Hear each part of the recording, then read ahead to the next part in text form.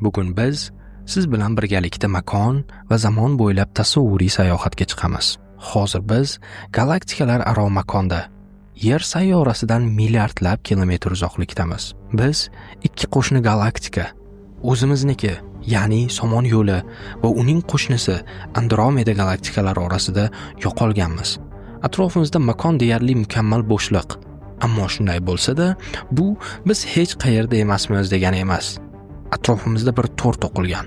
Bu olamning o'zi, ya'ni makon zamon to'ridir.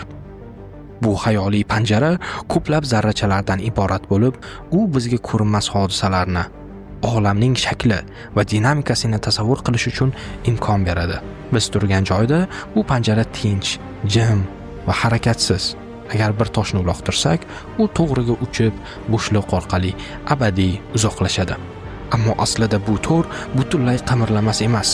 U sekin daryo oqimiga o'xshab yulduzlar tomon oqadi va hamma narsani o'zi bilan olib ketadi. Barchalarga salom, men ismim Abdusalom va men shu kabi ilm-fanga oid bo'lgan ma'lumotlarni ingliz tilidan olib, ularni tarjima qilib, sizlar bilan qiziqarli bo'lgan qismlarni ulashishni yaxshi ko'raman. O'zim ilm-fanni muxlisman va xohlagan bo'lardim, sizlar ham ilm-fanga muxlis bo'lishinglarni. Bizning ishimizning davomiyligini ta'minlab, bizni qo'llab-quvvatlash uchun bizga albatta obuna bo'ling. Endi esa mavzuga qaytamiz. Yulduzlar, gaz bulutlari va qorong'u modda bu to'rni cho'zadi.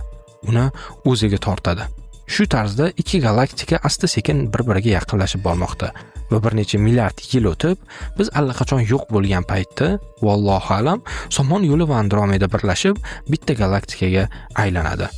Ammo Andromeda bizga yaqinlashar ekan, olimlar 20-asr boshlarida kashf etdiki, aslida galaktikalarning aksariyati bir-biridan uzoqlashmoqda. Olam doim kengaymoqda, cho'zilayotgan matoga o'xshab. Bu to'r tobora kengayib, galaktikalarni bir-biridan uzoqlashtiradi. Kengayish davom etar ekan, yulduzlarning nuri cho'zilib, to'lqin uzunligi kattalashadi va u qizilga siljiydi. Qizil rangi. Bugun biz bilamizki, bu kengayish hali sirli bo'lgan qorong'u energiya ta'sirida tezlashmoqda. Bu jarayon 13.8 milliard yil avval boshlangan bo'lishi kerak, deydi olimlar. O'sha paytda olam nihoyatda siqilgan, faqat o'zgaruvchan energiya aralashmasidan iborat edi. So'ng bir soniyaning kichik ulishida, bir lahzada u portlab, ulkan o'lchamlarga yoyildi. Bu katta portlash Big Bang deyiladi. Undan avval nima bo'lgan, hech kim aniq bilmaydi. O'sha mayda tebranishlar asta-sekin ulkan massalarga aylandi. Moddalar yig'ilib, filamentlar, halolar, galaktikalar va yulduzlar hosil bo'ldi. Bugun biz shulardan birining yonida, Quyosh atrofida yashaymiz.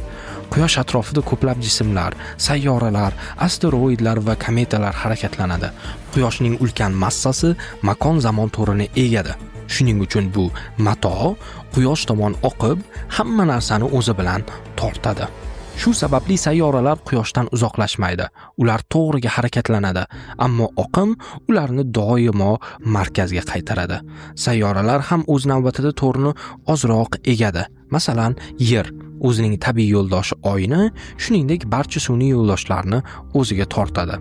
Xalqaro kosmik stansiya makon-zamon to'rida to'g'riga uchib ketayotgan bo'lsa ham, Yerning egilishi uni uzoqlashishdan to'xtatadi.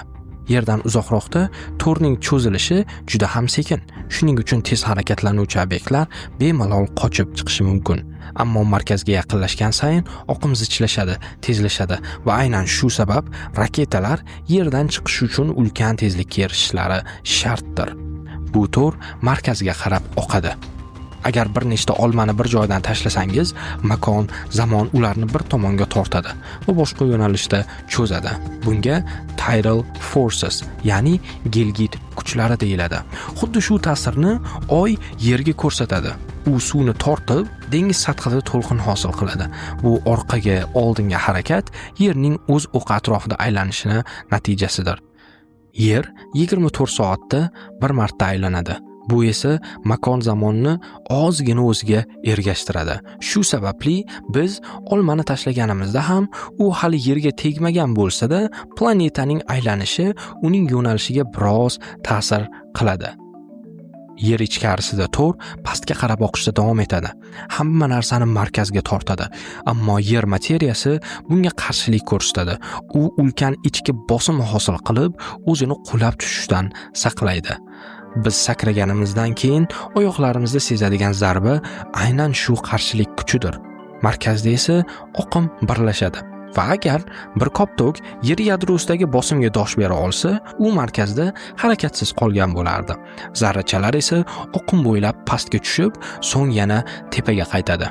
Agar biz butun planetani to'g'ridan-to'g'ri kesib o'ta olsak, narigi tomondan chiqib ketgan bo'lardik. Albatta, tasavvuriy holda. 5 milliard yil o'tib, bizning quyoshimiz ham o'ladi. U endi bosim hosil qila olmaydi, oqimga qarshi tura olmaydi.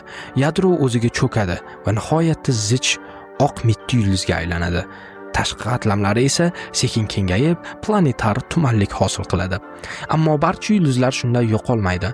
Bir necha yuz yorug'lik yil uzoqlikda yana bir yulduz, super gigant o'zining so'nggi yoqilg'isini sarflamoqda. U quyoshdan 20 marta kattaroq, ammo endi o'z og'irligini ushlab tura olmaydi. Yadro ichkariga cho'kadi, tashqi qatlam esa orqaga otilib portlaydi. Bu supernova. Yadro tobora siqilib, nihoyatda neytron yulduziga aylanadi. U ikki quyosh massasi sig'adigan atigi 30 kilometrli makonga siqilgan bo'ladi.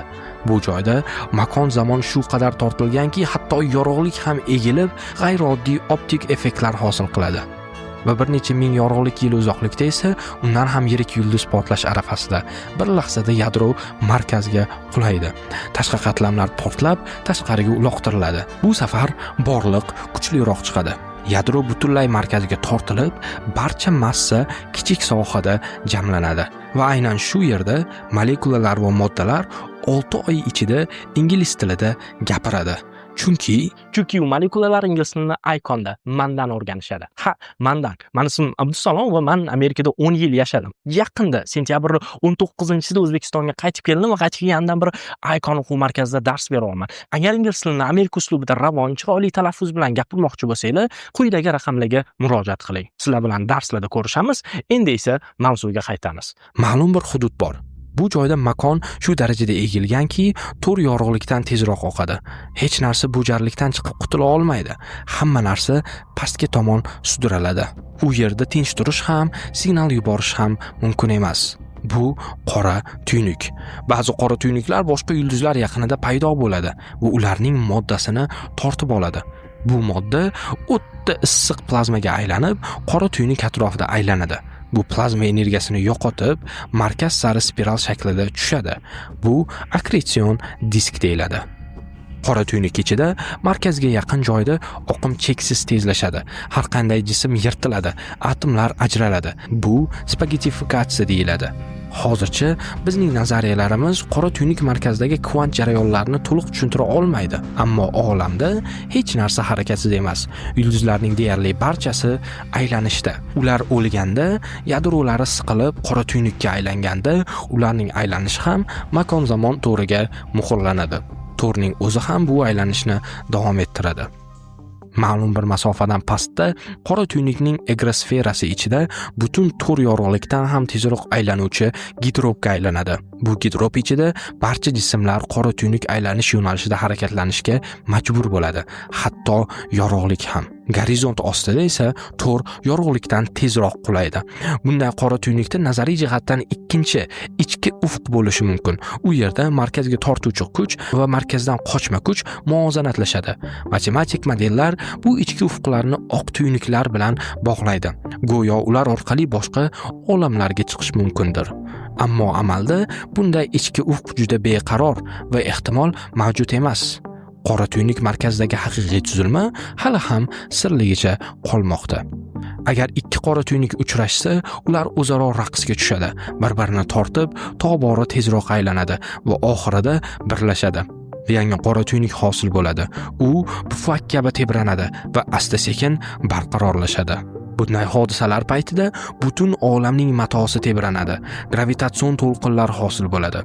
Ular yorug'lik tezligida tarqalib, o'z yo'lida har narsani ozgina cho'zadi. 2015-yil 14-sentyabr kuni 1 milliard yildan ortiq vaqt davom etgan sayohatdan so'ng ana shunday tebranishlardan biri Yer orqali o'tib ketdi. Yer atiga bir atomning ulushchi siljidi, ammo tarixda birinchi marta olimlar buni o'lchashga muvaffaq bo'lishdi. Ular 1 milliard yil avval sodir bo'lgan qora tuynuklar birlashuviga guvoh bo'ldi. Shu tariqa 2015-yilda astronomiyada butunlay yangi yo'nalish paydo bo'ldi. Gravitatsion to'lqinlar astronomiyasi. U esa bizga olamning o'z tuzilmasini bevosita o'rganish imkonini berdi. Tomoshabinlarimiz uchun aytib o'tmoqchimanki, videoning asosiy nazariya shaklida, ya'ni bu tasavvur qilish, ya'ni agar to'g'ri bo'lsa, shunday bo'lardi degan nuqtai nazardan olingan. Bu nuqtai nazar bilan biz hech qaysi din vakilining hech qaysi ishonchiga putur yetkazish niyatida emasmiz. Videoni bu qismigacha yetib kelgan ekansiz, demak siz haqiqatdan ham ilm fanni muxlissiz. Keyingi sonlarimizni o'tkazib yubormaslik uchun bizga albatta obuna bo'ling. Siz bilan keyingi videoda ko'rishguncha